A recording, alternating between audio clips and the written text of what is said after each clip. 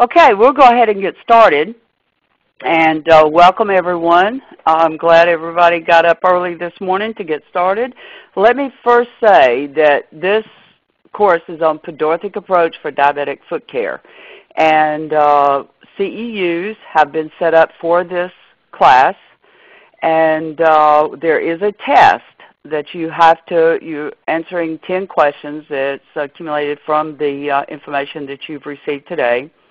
And how to take that test is to email Betty, and you'll download the test, take the test, and email it back to Betty or fax to Betty. So Betty is your contact on following up with your continuing education hours to receive credit on this. We'll first get started with a certified pedorthist is an important member of the clinical medical team treating people with diabetic foot disorders.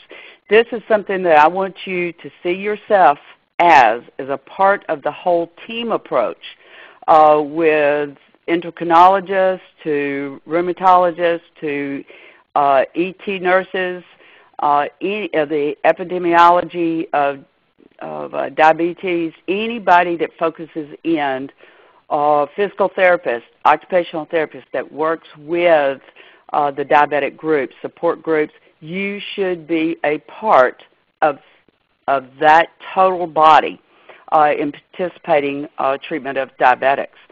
The application of proper footwear and appropriate custom foot orthosis are essential elements in the total management of this challenging disease. This is something that just this sentence is very important to send out to all of your people, all of the medical community, to let them know who you are, where you are, and the importance of yourself involved with the team approach as far as the proper footwear selection and the appropriate custom foot orthosis to eliminate stresses, shearing stresses, and possible ulcers leading to amputations. When we talk about neuropathy, neuropathy is diabetic neuropathy. People, you hear the word neuropathy a lot, and a lot of times that term or diagnosis is used like shin splints. It involves a broad number of symptoms. But I want to break it down for you. We're going to talk about neuropathy and neuritis. So we're talking about neuropathy. When we break down the word neuro, we're talking about nerve. Opathy, we're talking about damage. Anytime you see these two prefix or suffix, we're talking about this aspect, nerve and damage of that nerve. A problem in the peripheral nerve function. Now, peripheral nerve relates to hands, feet, anything that helps with peripheral balance, peripheral vision, your whole balance, the swaying mechanism of your body, those muscles that are involved with that, which is actually involved in the intrinsic muscles of the foot, the medial aspect of the gastroc, the medial aspect of the hamstrings, the lateral aspects of the quadriceps, and then it goes into the core muscles. These are the muscles now that we're talking about when we talk about diabetic peripheral neuropathy. The peripheral nerve function that causes pain, it causes numbness, tingling, and muscle weakness in the feet and other extremities, especially in diabetic patients. So now I want to go back. Tingling and muscle weakness. If you have a tingling or a numbness of your feet, you have developed some weakness within the intrinsic muscles. And when I'm talking about the intrinsic muscles, I'm talking about the muscles that spreads the toes, plantarflex the toes, brings the met heads together, and spreads them apart. So you're using those muscles for force, positioning of the foot, and where is that foot in space.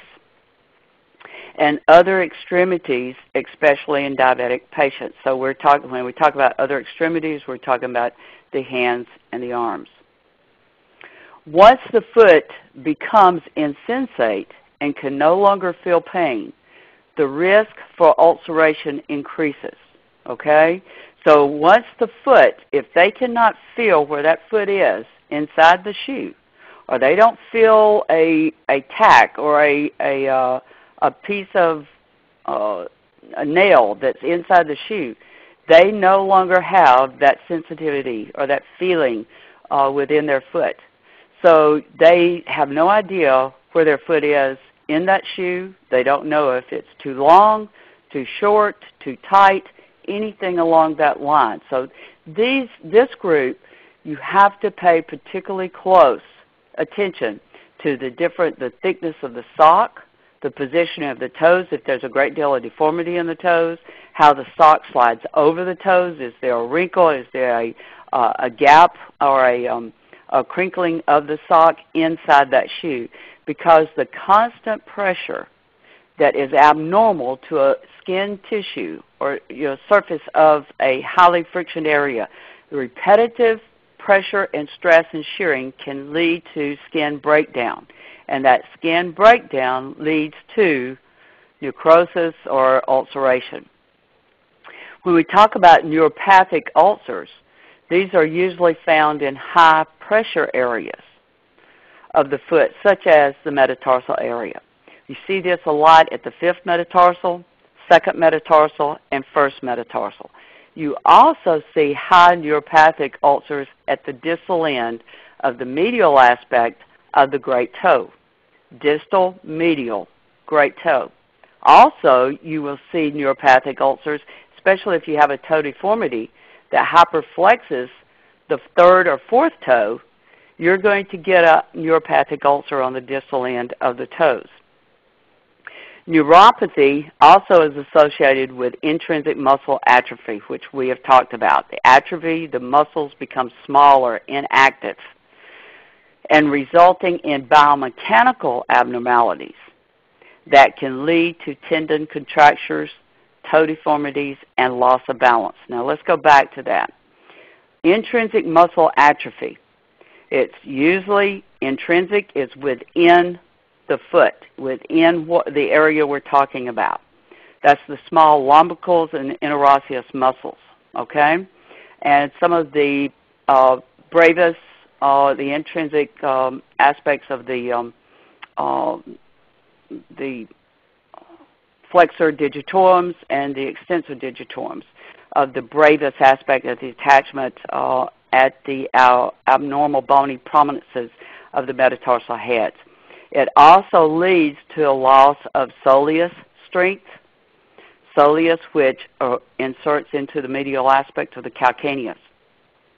So that affects the way that you place the foot down, what position it's in space, and landing.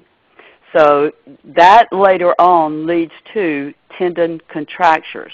When people are not feeling the positioning of their foot and they have a loss of the intrinsic muscles, the tendons will shorten to try to shorten the step or shorten the positioning or the elongation of the Achilles tendon, which leads to a lot of toe deformities, or also with the flexor digitorums or the flexor hallux.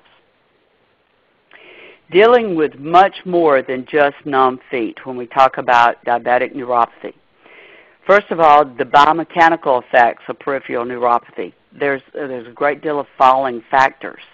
So the swaying, the positioning of the feet, a lot of times it's a shuffle, and it's due to a loss of peripheral balance or peripheral vision that can be affected with this or involved with this.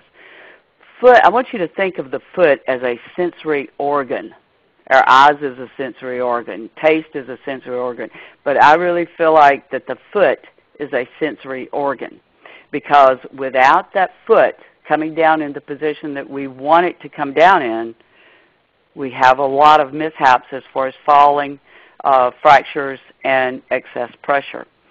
Proprioception, we don't feel also the contact of the shoe to let us know that we're on the floor or that foot has met the floor. So you lose the proprioception aspect of the positioning of the foot.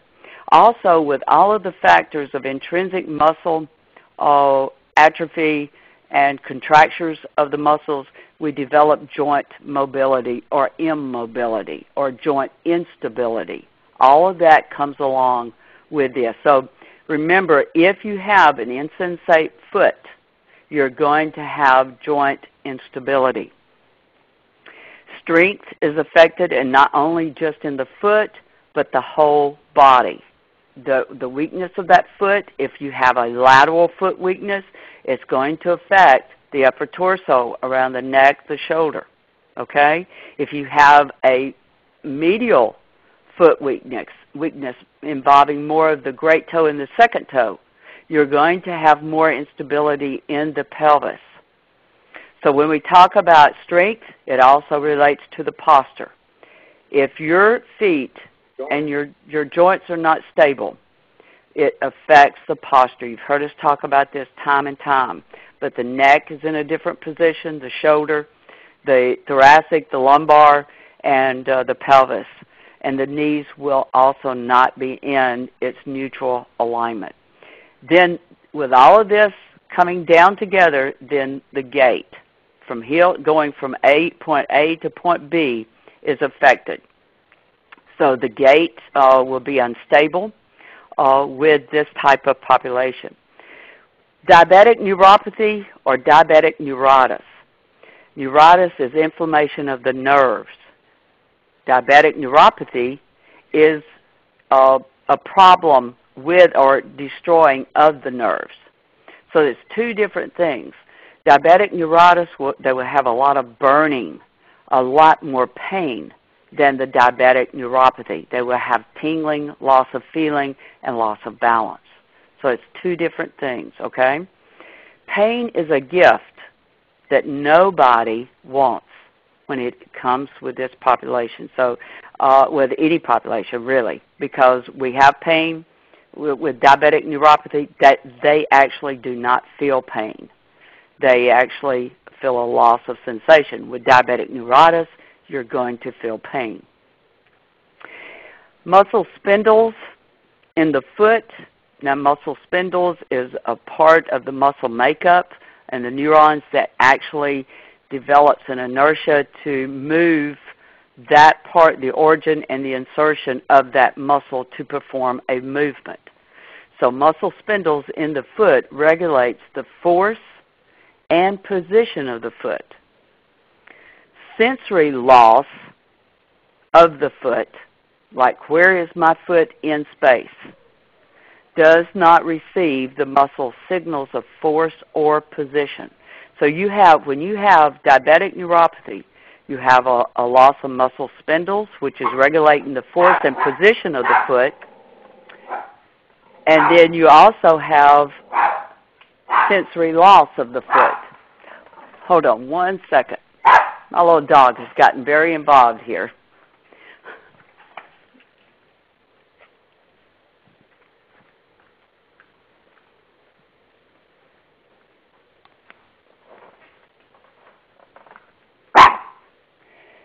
When we talk about joint mobility in diabetic patients, this involves compromised joint motion. So with joint mobility, they are compromising every motion that they take. Just the knee is compensating for the loss of foot positioning. So always remember, when you're dealing with an insensate foot, you're also dealing with hip and knee instability. Neuropathic patient muscles in the foot are weaker, and it's very impressive when it comes to measuring the weakness of the foot. They also have developed fatty composites within the muscle fibers. So with that fatty composites, you lose a lot of muscle strength. Neuropathic patients demonstrate 40% reduction in plantar and dorsiflexion strength. Neuropathic patients demonstrate 40%. So that means that they have difficulty dorsiflexing the foot and plantar flexing the foot as far as heel to toe function. So be careful as to the types of shoes that you place in a insensate foot or place on that patient's foot. There cannot be an extensive amount of rock, but a rocking effect can be helpful to some degree, but it also can be damaging.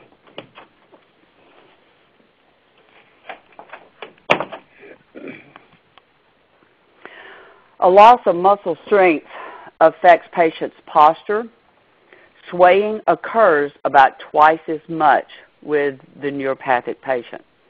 A lack of postural stability results in more falls. Very important to offer stability. So with this, everything that I've gone over with you right now, if you can make up your own slides, I can send you these, whatever, or Betty can. And when you're going to speak to a support group or to physicians, nurses, explain this. And it actually brings you more into the status knowledge of that whole medical team approach. So with diabetic patients, we'll walk slower and have high plantar pressures due to the fact that they have to stay on their feet or in that position longer. They're not so quick going heel to toe. So if they have plantar flex contractures, heel cord contractures, they're going to stay on the metatarsal heads a lot longer because the heel cord is shortened, that plantar flexes the met heads, and it dorsiflex the toes. So that's where the hammering aspect comes into play. Achilles tendon release for the forefoot pressures of the ulcers is a type of surgical procedure that has been performed numerous times and still is to this date. But the studies show to this date that it is not long-lasting. Due to the benefit, long-lasting benefit, it actually is beneficial approximately about 6 months because they will actually engage other muscles or the muscle will actually shorten again at the Achilles tendon or the medial gastroc, causing the plantar flex pressures. But it does give them 6 months of healing characteristics, which can decrease long-term necrosis, breakdown of the skin, and also osteomyelitis. So when there's a lot of studies on foot ulcers and offloading, and one that has been impressive to me is the offloading effect that they did with neuropathic foot with a flat sole versus a rocker sole healing shoe. All subjects had ulcerations of the forefoot, either at the hallux, the metatarsal heads, midfoot, and heel. All regions improved with the use of rocker sole shoes with a plastizote insert. Now remember, that plastizote insert probably only lasts as long as the study lasts. When you use that insert a maximum of 12 times over a 4-hour period, that plastizote is broken down, especially if you're using 1/4 of an inch, okay? So be careful with that in putting just a plastizote insert in a diabetic foot and not seeing them back within the year. If the plastizote insert, if you're using plastizote, you need to see that patient back every 4 to 6 weeks just for an evaluation. So now, if you combine the plastizote with PPT or Poron, then it prolongs the lifetime double of the plastizote. If you put plastizote on rigid plastizote, soft plastizote pink on rigid, black plastizote, it decreases the performance of the plastizote the long time, but it does improve the mechanics and the support of the orthotic. So keep that in mind as when you're picking different types of materials. There were significant effects to the hallux, metatarsal heads, and heel. That's with the rocker sole. There was no significant effects at midfoot pressures. One reason is, and you well know, if the apex of the rocker is at the midfoot, you're creating more midfoot pressure. So you may have to do a double rocker sole if you have a midfoot breakdown. Appropriate custom foot orthosis can aid in eliminating pressures that can be prone to ulcers and keeping these areas healed long term. Appropriate selection of footwear is essential to allow appropriate space for the toes, midfoot support, heel control. Now just remember when I say midfoot support, if they do have a Charcot or midfoot breakdown with an ulceration, you still have to offer support, but you've got to offload support with offloading mechanism. The shoe also needs heel control, rocker sole. It may be 5 degrees to 20 degrees. It varies as to the contractures of the muscles and at what level they are as far as their balance and the intrinsic feel or the atrophy of the toes or the muscles of the toes and toe spring. So you definitely want a shoe with a lot of toe spring with a diabetic patient. Why? Because it aids in them clearing the floor. Okay? Foot ulcers, if not treated appropriately, can lead to infection, osteomyelitis, and ultimately lower limb amputations. The value of pedorthic management is increasingly being recognized as an important facet in comprehensive management of the neuropathic foot. So what we're going to do is start with some case studies with a diabetic ulcer. As you can see here, there's an ulcer on the distal end. This is a neuropathic ulcer at the distal end of the third toe. This is the only place that this patient is actually bearing weight. Now let me give you a little bit of history. Just looking at the positioning of the medial aspect of this foot, you can see that the medial arch has actually collapsed, and this is an abnormal curving of the first ray in the cuneiform and the navicular. So this foot is actually in a medial Charcot, or she is experiencing medial Charcot breakdown. The great toe, she initially had an ulcer on the distal end of the great toe. One thing that led to this is the contractures in the Achilles tendon when Charcot developed, causing more of a flexor contracture of the toes and then developing, when she breaks down at the medial arch, she's not using the metatarsal head, she's using more of the distal end of the toes. So the ulcerations developed, they fused the great toe, and then 6 weeks later, after recovery of the removal of the pin on the great toe, she developed an ulcer on the distal end of the second toe. Well, they said, this one did so well on the great toe, we will fuse the second.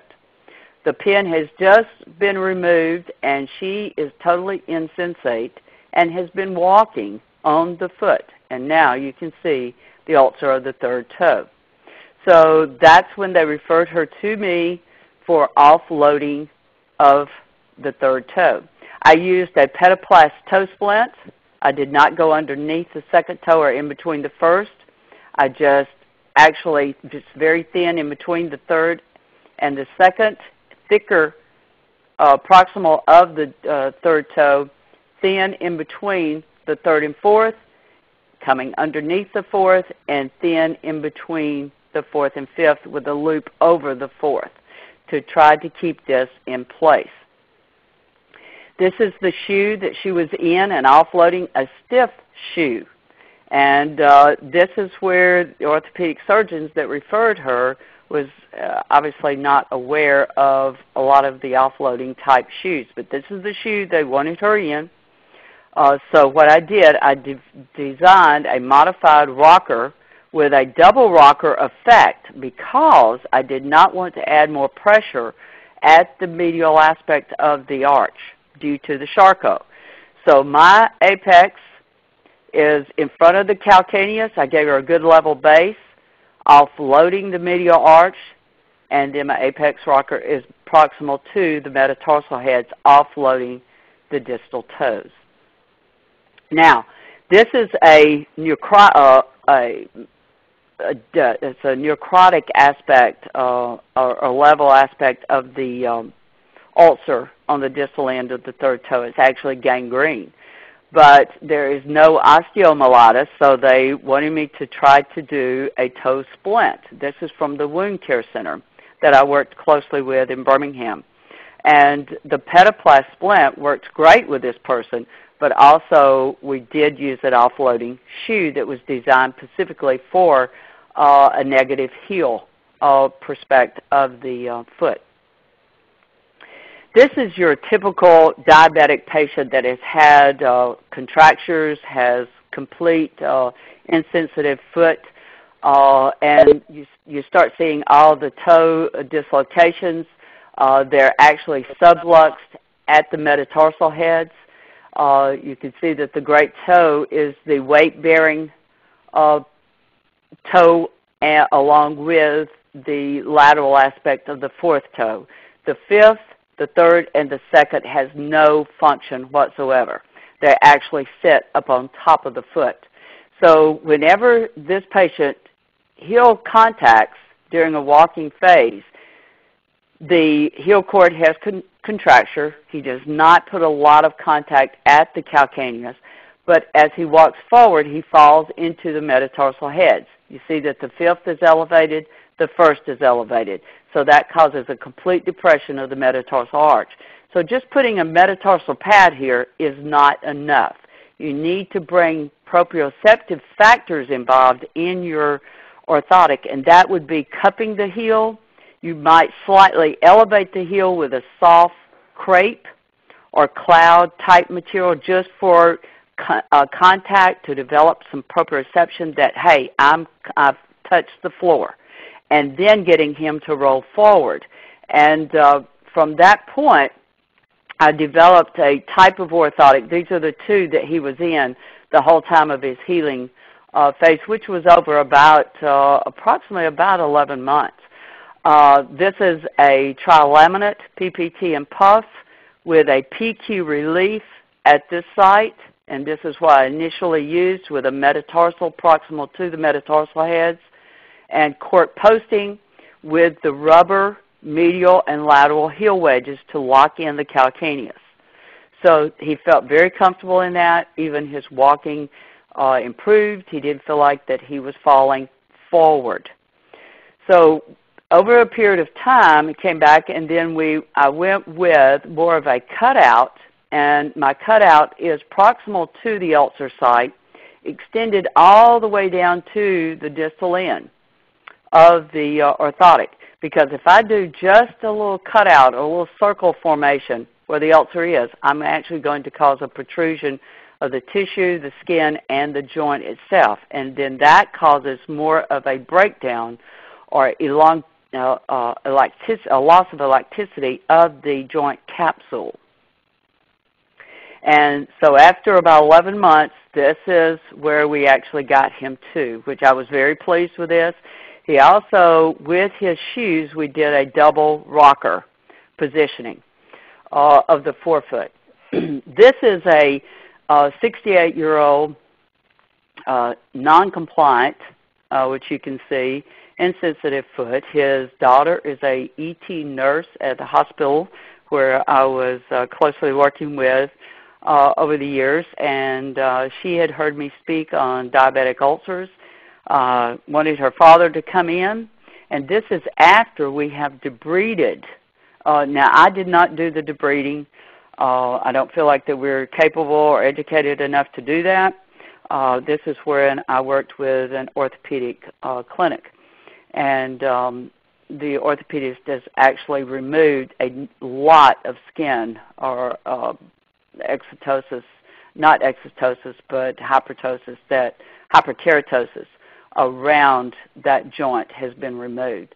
Now we're down to seeing exactly the ulcer site.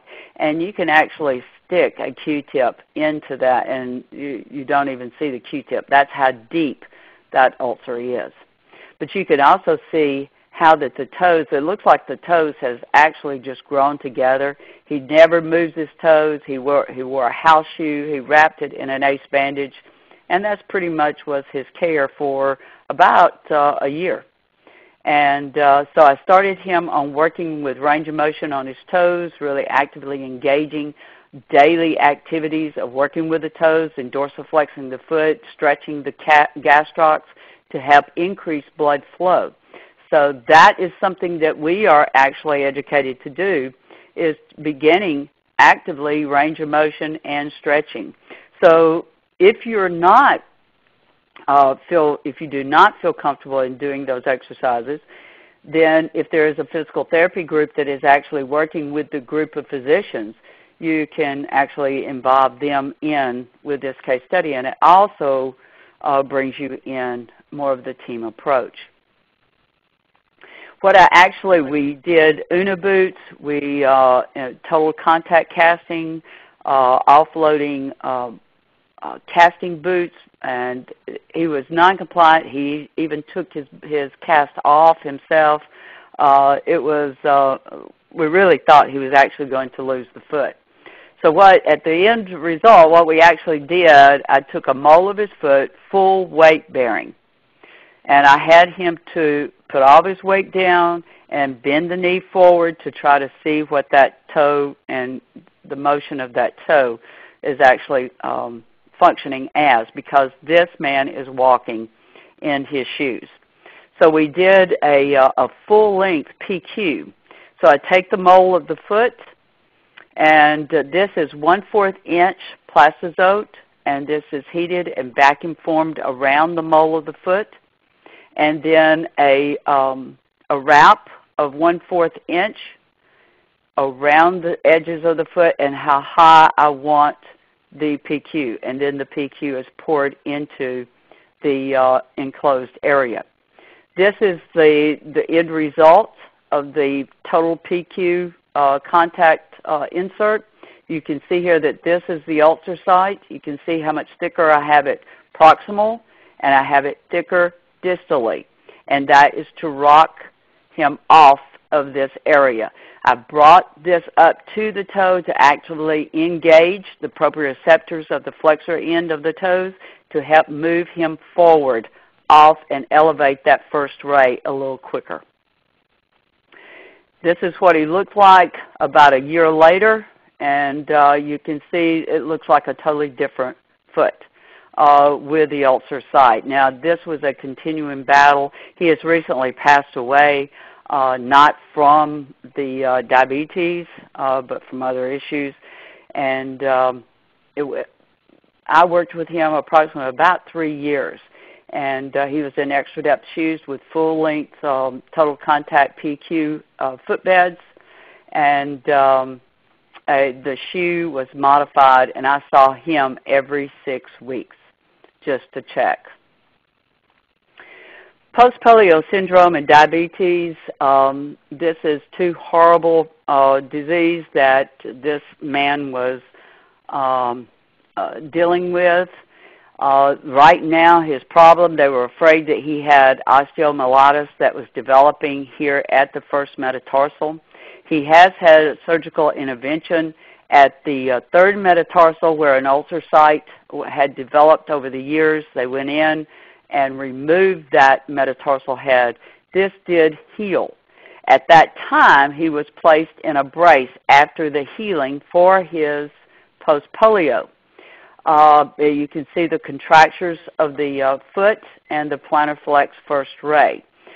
What I did with him, I did a controlled non-weight bearing, and this is the casting mold that I did in the middle here. Non-weight bearing, holding his foot in the position I would like to accomplish. And then I did an intrinsic cutout of the metatarsal arch with a scabbing tool and removed the plaster off in this area. The height that I felt like that I wanted to help offload the first and the fifth to try to engage more of a transverse arch. But also along that, I wanted to see a full weight-bearing positioning of a mole to see exactly how much pressure is on that head. And you can see that's how much heel contact he has, which is zilch. And you can see that all his body force is on that first metatarsal head. Now, I did not use this mold. I did it just for my own purpose of evaluating the vertical force of that foot. Then I designed a total contact foot orthosis, and that is the orthosis here in this manner, a trilaminate PPT puff with cork posting. I wanted it lightweight, and I also used a 1/4 of an inch heel lift and of cork to elevate the heels. Now, remember, I also do an orthotic for the opposite foot. I never make orthotics just for one, unless they have a prosthesis. And then if they do have a prosthesis, you have to make sure that the height of your insole and the shoe that you're putting them in is working functionally with the prosthesis and the level. So you may actually want to contact the orthotist or prosthetist that is working with your patient. This also has a PQ relief that is very, very soft, and you can see that I have cork also distal of the PQ relief and proximal of the PQ relief. Now, after looking at him, I noticed that with his brace on, he does not fit appropriately in the shoe. So looking at this, I knew that the axis of the brace is proximal to the medial malleolus. So with that in mind, I knew that when he contacted his heel, this brace was actually elevating the heel and putting more pressure on the metatarsal head. This is an offloading brace. If it works functionally, if it's positioned functionally, this brace needs to be moved up to go right over the medial malleolus, and then it offers more offloading of the first metatarsal. So this brace actually instigated the ulceration. So with that in mind, I worked with the prosthetic company that made the brace and attached to the shoe. I removed everything off of the shoe and did my own heel lift and rocker effect. And I did a double rocker in the forefoot after they reattached the brace. When the left ankle is in varus, the foot is in supination. You can see the callus formation at this diabetic patient due to the positioning of the left foot. And she has also had some surgical intervention of posterior tib stripping that they actually went in and just cleaned out around the posterior tib tendon. I would have thought that it looked like that they had actually overcorrected the alignment of the posterior tib, but the orthopedic surgeon said that he did nothing to reattach. He just cleaned out, which usually they don't actually go in and just clean around the posterior tib because it does weaken the tendon. But I left it as that. The left foot is inverted. The right foot is in valgus. So you can see all the force is coming from the right, causing this right foot is actually leading to more of the positioning on the left. So you actually have to control the right foot along with the left foot and relieve in this area. But with this patient, I also did a cuboid reinforcement or block in the foot to try to offload the fifth metatarsal or elevate the fifth metatarsal.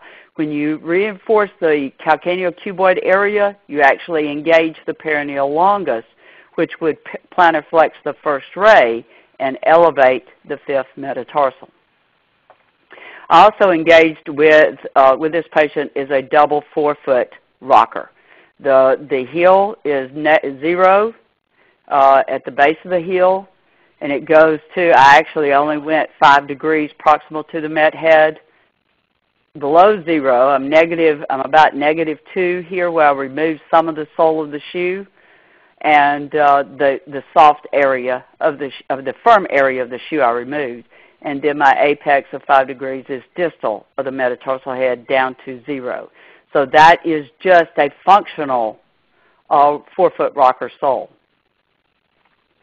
This is a diabetic patient that actually came into one of the Foot Solution sites and that I was working at or participating at in education. And he has had this neuropathic ulcer for a number of years. It will close, it will open up. What he has done for it before is just buying real soft shoes. Some of the doctors have placed him in a plastozote liner, which, as you know, only worked out for so long. This is you can see the loss of activity of the flexor digitorums. You see the prominent metatarsal head, so you know that you can have intrinsic atrophy of the lumbricals and the interosseous muscles.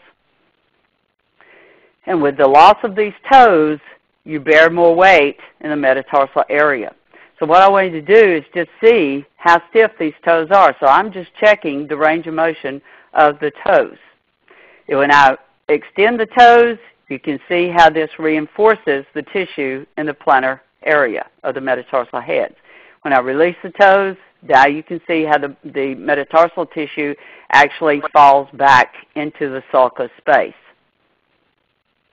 So what I did, this is just on my evaluation. I did not let him wear the Berkoplast splint due to the fact that his skin was very thin, and I didn't feel like that he would be a compliant patient. So I just wanted to use this on my evaluation.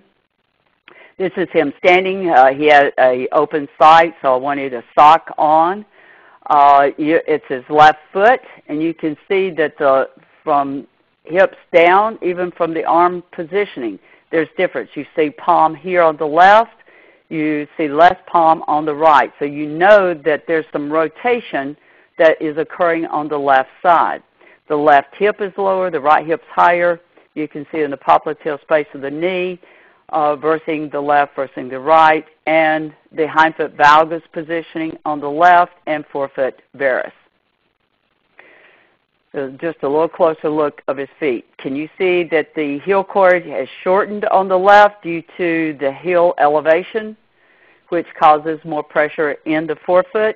You see there's less heel elevation on the right, which causes less pressure in the forefoot.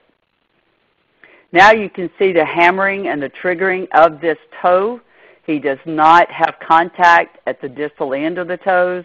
All the contact is at the ulcer site. You can see that the toes on the right lay flat, but the toes on the left are contracted. So I wanted to get a scan of his foot standing and walking, static and dynamic, and I realized that all of his weight was on the area. So I wanted to go ahead and do a full length to see how long the foot is, how wide the foot is, so I used the Harris mat because I felt like I needed to do other things than what had been done. This is a AmFit, diabetic AmFit shell that had been used for him. This is what was done in the store before, which was totally ineffective for the ulcer. The ulcer is actually here when he stands, so it's on the ridge because you feel like that you've got the relief of the ulcer, but when you put this on and then he's putting on a thicker sock, maybe a different shoe, he is actually slid forward. So this actually incorporates a little bit more of a highly friction area. And this soft best foam is a topping cover. It's not used for offloading mechanism at all. A rocker was provided at one point on the orthotic, and the rocker is at 0 proximal to the met head. The highest apex is way back into the or way proximal of the metatarsal arch. So it actually, once they roll off of this area here, then they're falling more into the metatarsal head. So this does not functionally work with this type of ulcer foot. So with his footprint, the Harris mat, I get the length of the foot. What I went through using, I used the toe splint. You can see here how I get the toes down, and I'm actually extended the toes so that they are touching the floor. I used the metatarsal pad to offload. We still had a lot of pressure in this area. So I used a medial arch pad to try to elevate the navicular bone and the cuneiforms and the first ray, actively engaging the anterior tibialis and the posterior tibialis to elevate. That did to some degree, but his heel wanted to slide laterally. So I came in with a lateral rubber cuboid block, and I actually just used a small wedge and taped this to his foot. And then I am doing impressions after each one of these episodes. And then that showed me that I was offloading this area more, but I still have the dark pressure, but it doesn't cover the large area that it once did. So now I take the same material that I used, and I took everything off his orthotic. I'm going down to the base. I placed the medial arch pad in the same area I placed on his foot. I placed the cuboid block in the same area that I placed on his foot. So you can see here that I have higher medial wedge and higher lateral wedge. Okay? So I'm actually going to incorporate a static heel cord stretch by elevating the mid part of his foot. That will lengthen the heel cord and therefore elevating or offloading the first metatarsal during gait. Then I added my metatarsal support in the same area that I had on his foot. Then I retopped with a black ecstatic, and I removed everything that was on the back, and I encapsulated the orthotic. So that's my end result. It looks very nice. It looks almost new. So that goes into the fiber, the encapsulating material adds more stability. So this is what it looks like before going into the shoe. You can see my high lateral and my high medial. So that's at stirrup. Then I cut around the footprint, giving me the full length and width, and placed it inside his shoes to make sure that it was appropriately fitted.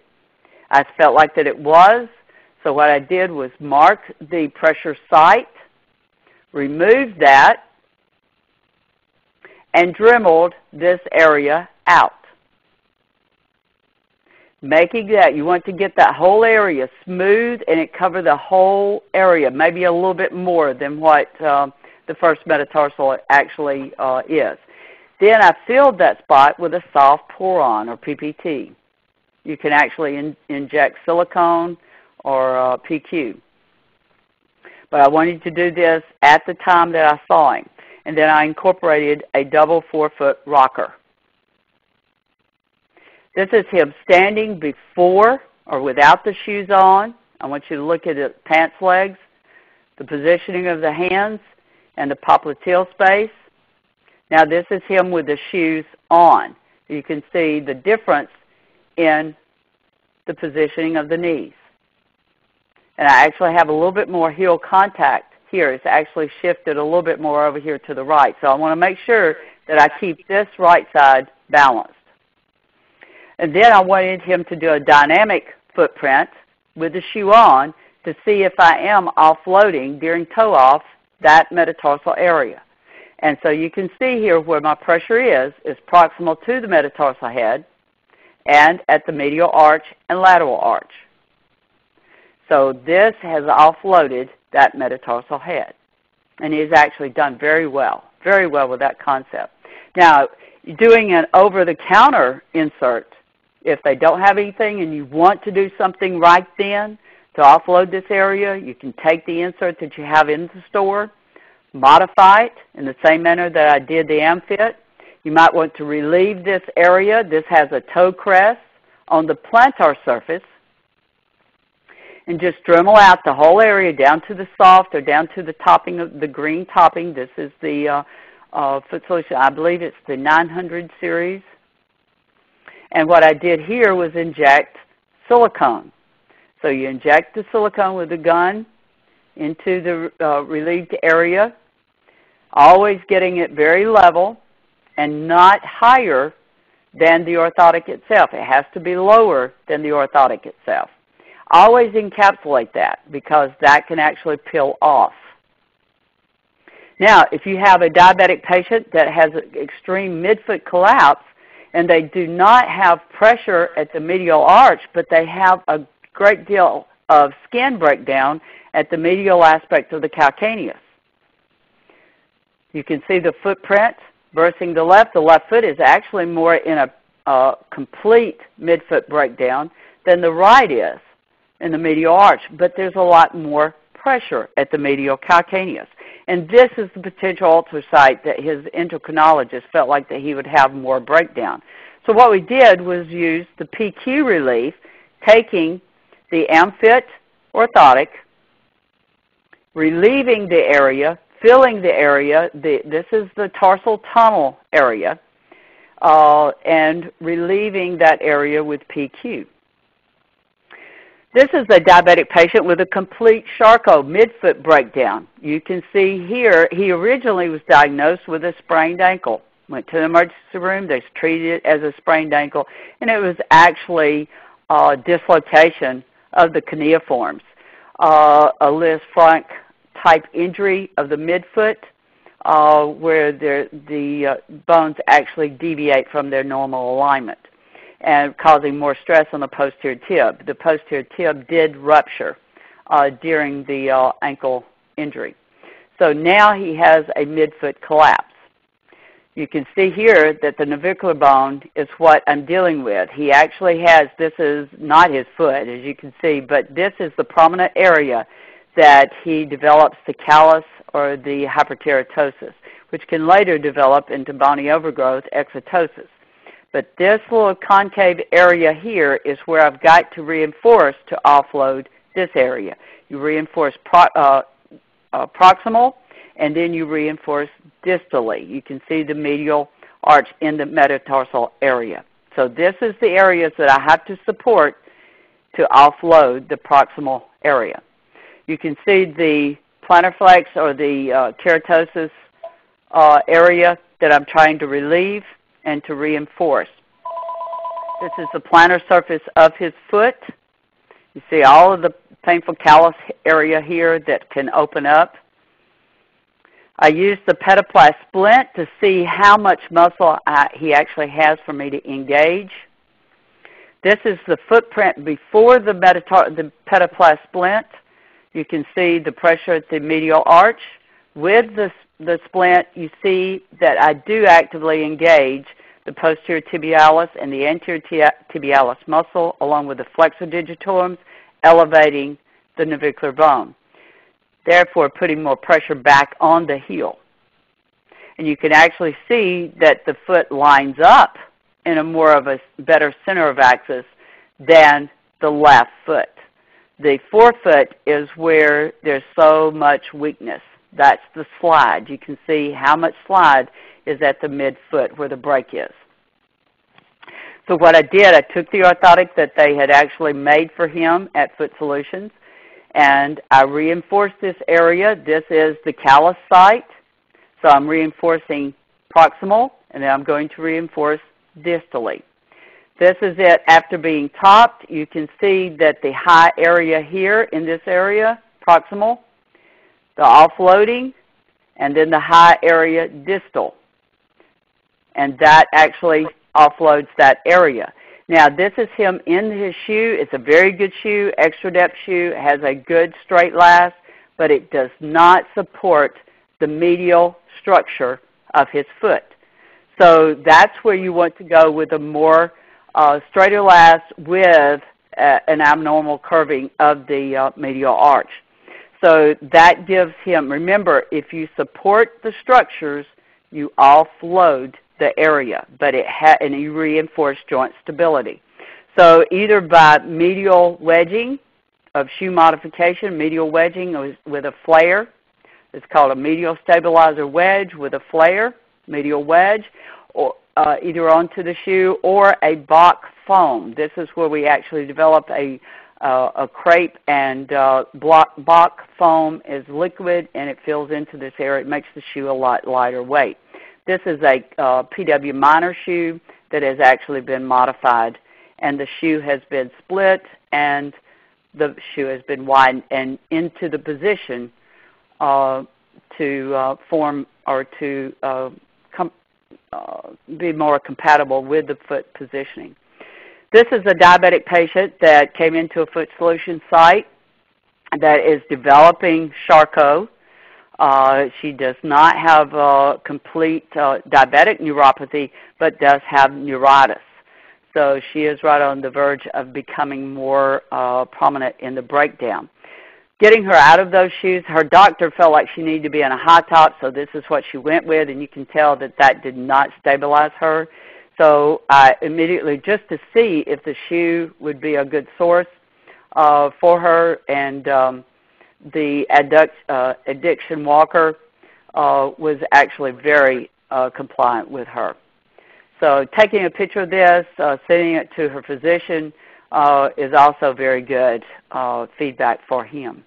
This is a good case study that I want to go over, that where you see a diabetic ulcer on one foot, and don't forget to look at the other foot and the mechanics, because it's the transverse principle.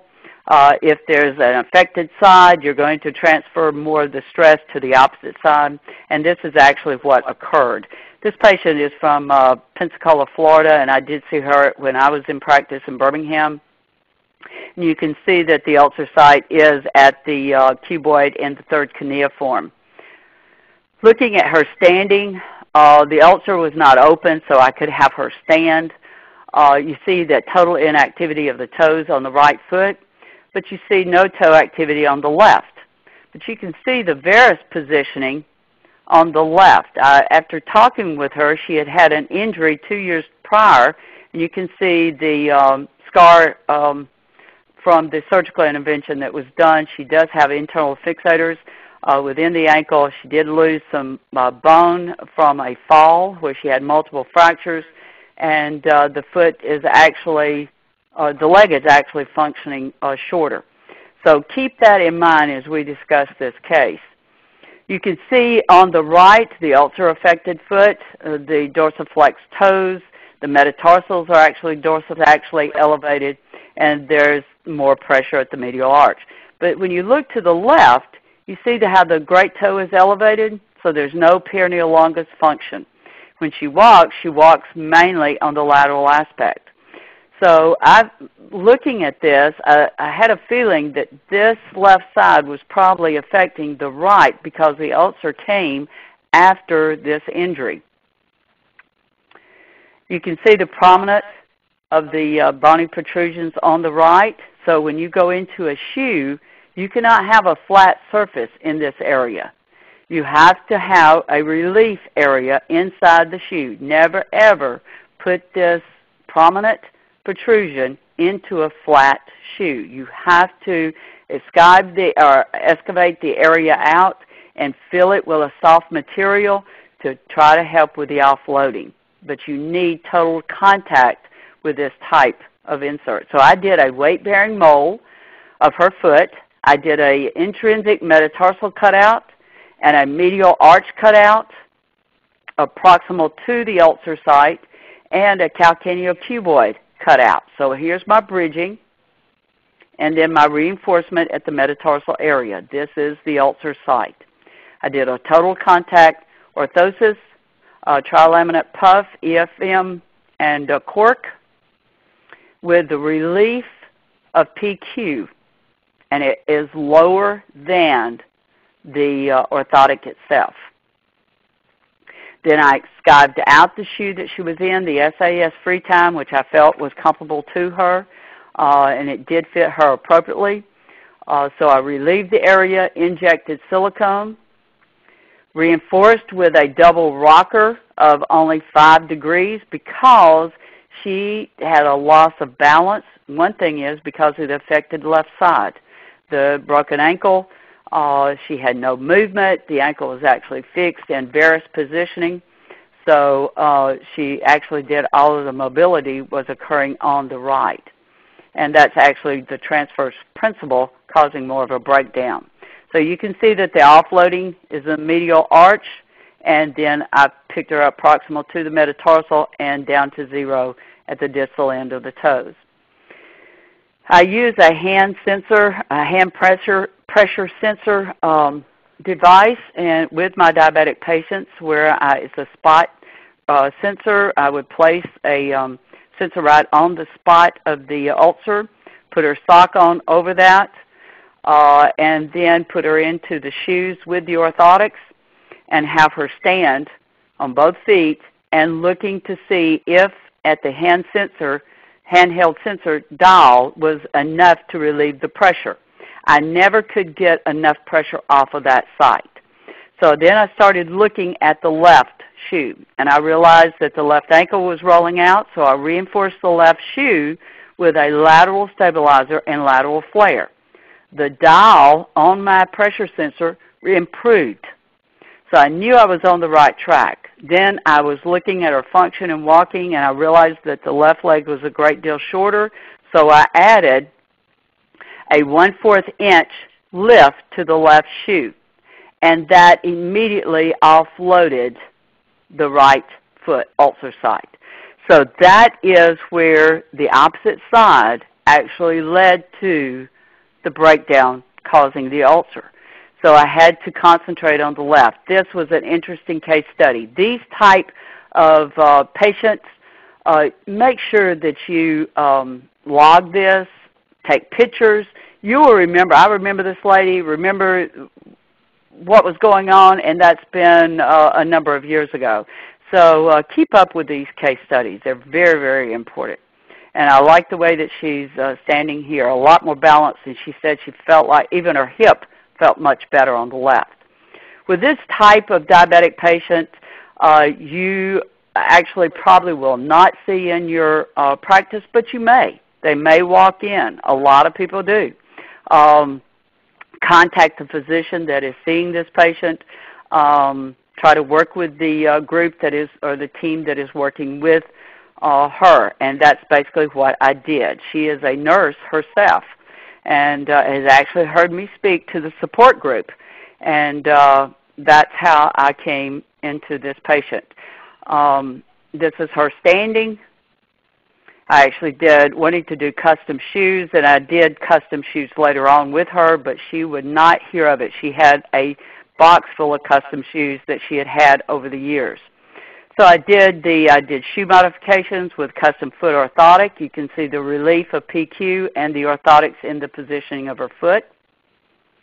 I modified the shoe with the relief of silicone at the ulcer sites with the rocker soles. I actually split the base of the shoe and reinforced it with cloud material, widening out the shoe. So the shoe becomes more customized to that foot.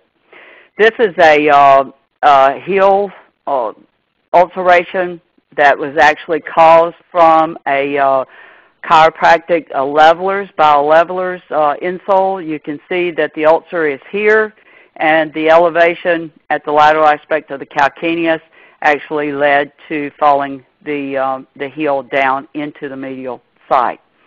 So what I did was modify the custom shoe, modify the Darko healing shoe at that time with an offloading aspect, a spring offloading of the heel with a custom PQ insole, later on going with a total contact PQ heel relief.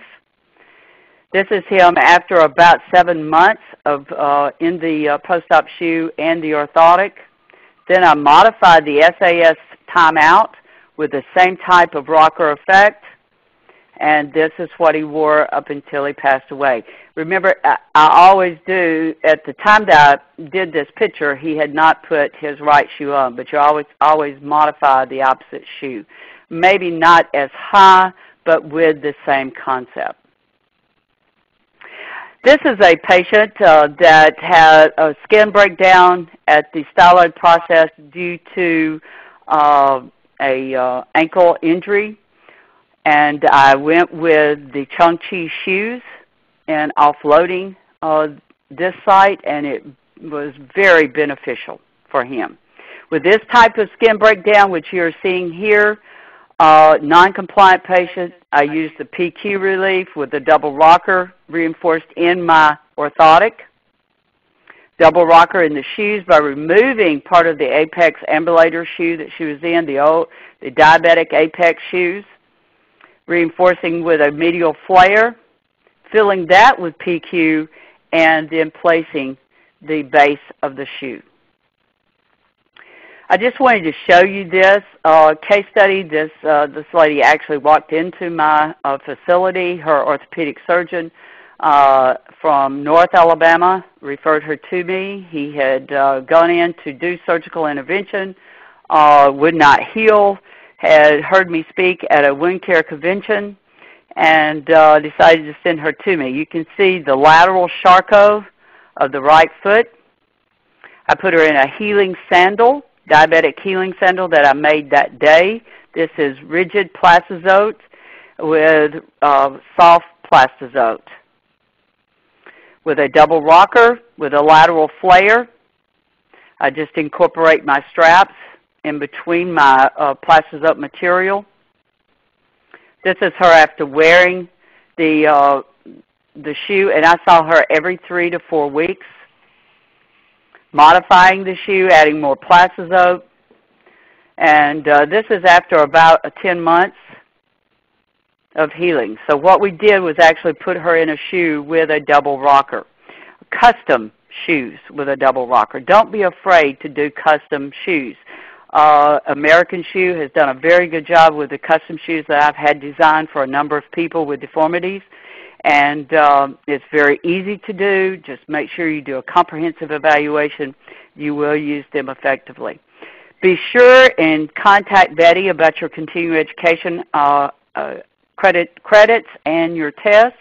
I hope I've given you some information that you can take and use. Good luck to everybody. I will be talking to you soon. Bye-bye.